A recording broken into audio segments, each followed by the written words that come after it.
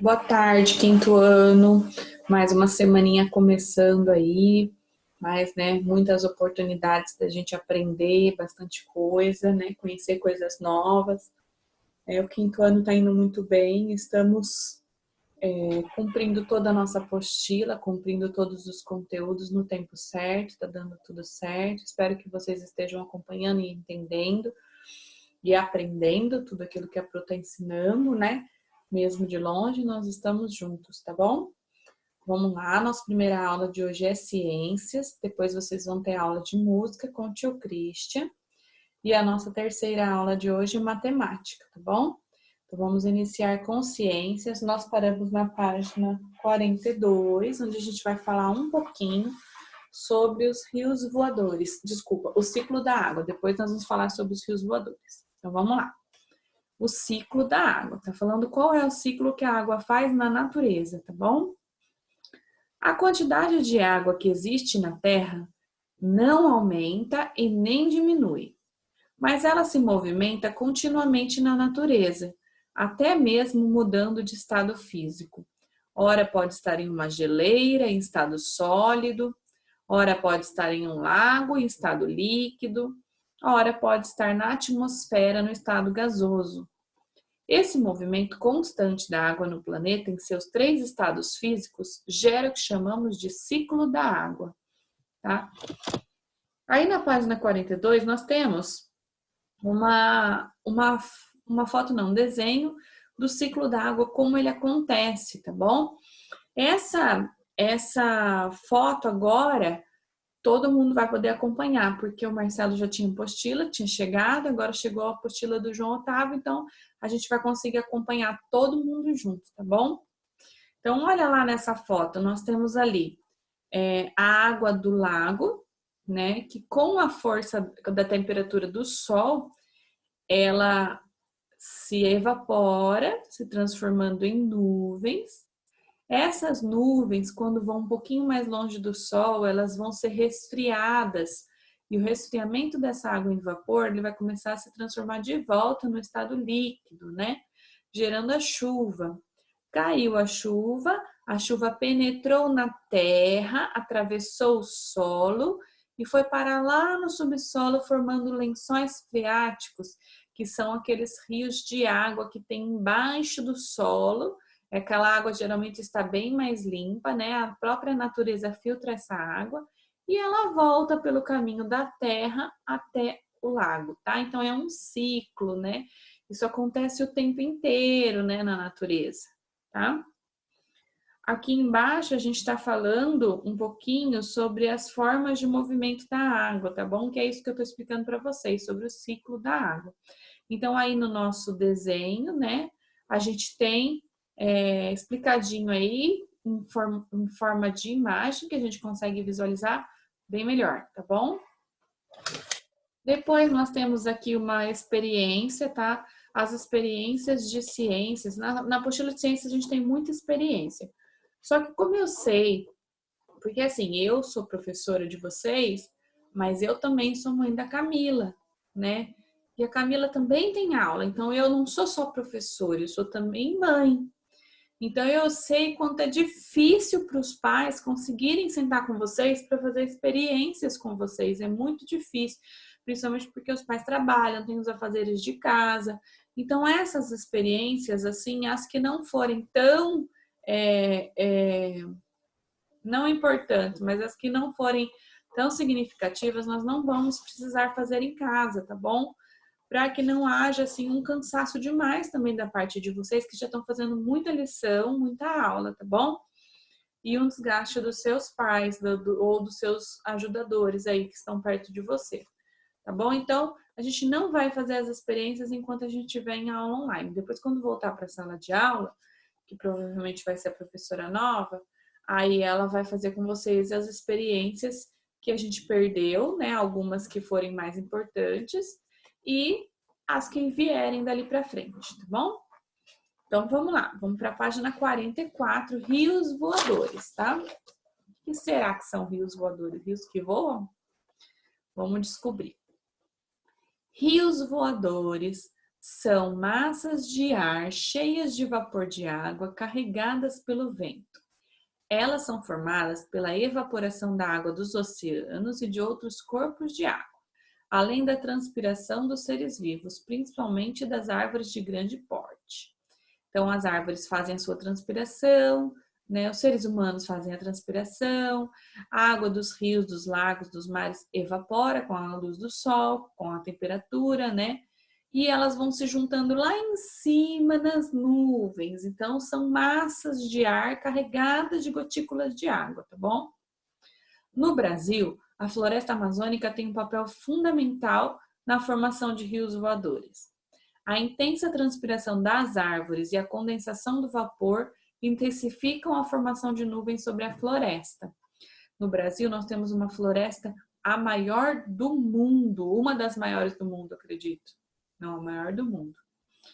Que que é uma floresta que é nossa, né? É brasileira. E ela precisa ser preservada porque ela é muito importante na formação das chuvas, tá? Sem essa transpiração das árvores, as chuvas vão demorar muito mais para acontecer e nós precisamos das chuvas, né? Os ventos levam parte das nuvens carregadas de umidade para outras regiões do país, olha só, influenciando o clima, né, de parte das regiões do Sudeste e do Sul por causa das chuvas que eles provocam. O desmatamento, portanto, desmatamento é quando a gente destrói a floresta, né? Quando o ser humano vai lá, corta as árvores, queima, tá? Pode afetar tanto o regime de chuvas na região desmatada como em regiões distantes. Então, isso não vai prejudicar só lá onde está a floresta, vai prejudicar onde estão as cidades, onde nós moramos, né? Observe como as florestas retiram água do solo e liberam na atmosfera, influenciando na formação dos rios voadores, né? Então, olha lá na foto. A árvore lá da floresta, ela tem a raiz enfincada no solo bem profundamente, onde ela busca a água lá nos lençóis freáticos. Então, ela busca a água, ela suga a água como um canudinho, as raízes fazem esse trabalho, né? Transportam até as folhas, onde a árvore recolhe tudo que ela precisa de vitaminas e sais minerais daquela água. E aí ela transpira, ela torna vapor e manda para o ar, onde vai parar lá na nuvem, tá bom? Então ela transforma esses rios voadores, chama de rios voadores as nuvens carregadas de água que vão chover em algum lugar. Por que rios? Porque com a força do vento elas vão para outros lugares, então elas correm para outros lugares, assim como o rio corre para outros lugares, tá bom? E aí o vento levou essa nuvem até a cidade, olha lá, tá chovendo aonde? Na cidade. A cidade é onde a gente mora. Então, a gente não pode deixar de se preocupar com isso, porque é uma coisa muito importante, né? Vamos para a página 45 agora, né? A página 45 está falando um pouquinho sobre as correntes de vento, né? E como elas funcionam. Então, olha lá, vamos ler o número 1, tá bom? A gente está em números aí, mas os números estão um pouquinho bagunçados. Então, vamos ler o número 1. Na região do Oceano Atlântico, próximo à linha do Equador, ocorre intensa evaporação. Por quê? Porque lá é mais quente, né? O clima é mais quente, então a temperatura mais alta, ocorre mais evaporação. E o ar torna-se bastante úmido. Essa umidade é carregada para dentro da floresta amazônica, provocando as chuvas. 2. Por conta da umidade de altas temperaturas, as árvores da floresta transpiram grandes volumes de vapor de água. 3. Essa grande quantidade de umidade segue para o oeste até atingir a Cordilheira dos Andes. 4. Quando atinge a Cordilheira dos Andes, parte do vapor se condensa, gerando chuvas que formam as cabeceiras dos rios da Amazônia. E 5. Parte da umidade atinge a Cordilheira dos Andes e volta para o Brasil. Essa umidade pode formar novas chuvas nas regiões por onde ela se desloca. 6. Na fase final, a umidade pode ainda se precipitar, transformando-se em chuvas nas regiões Sudeste e Sul, bem como em outros países fronteiriços, como Paraguai e Argentina. Então, está falando como funcionam as correntes de ar, né? E para onde são carregadas essas nuvens cheias de água e onde vai chover, né? Aqui está falando bastante, né, que ela pode se precipitar e chover no sudeste. Nós moramos na região sudeste do Brasil, né? Então a gente precisa da chuva. Vocês viram que muito tempo fica sem chover aqui em Mogi Guaçu, causa vários danos, inclusive para a nossa saúde. Então a gente precisa dessa chuva. Então a gente sabe que desmatar é uma coisa que não pode acontecer. Ela influencia diretamente na nossa vida, não é só na vida da árvore, né? Além da gente se preocupar com o outro ser vivo, que é a árvore, a gente está se preocupando também com a gente, tá? Agora vamos para as atividades da página 46 e 47, tá bom? 48 nós vamos fazer em outro dia. Atividades. Na região do semiárido no Nordeste brasileiro, o semiárido no Nordeste brasileiro é um lugar que quase nunca chove. Então, semiárido é o clima, é o clima que deixa tudo muito seco, né? É comum as residências terem cisternas para armazenar a água das chuvas, pois lá ocorrem períodos de seca. Seu Salomão foi viajar e acabou deixando a cisterna dele aberta durante um longo período sem chuvas. Ao retornar, ele teve uma surpresa. Então, o que são cisternas? São tanques muito grandes de água, né, como se fossem caixas d'água, que recolhem a água da chuva. Então, quando chove, eles enchem, né, e fecham e guardam aquela água para um momento quando tiver muita seca. Então, eles vão ter essa água. Só que esse seu Salomão, ele largou a cisterna aberta e foi viajar. E estava muito sol e muito quente. Qual será que foi a surpresa que o seu Salomão teve quando ele voltou? Nossa, ela está cheia, pai. Isso foi antes de sair.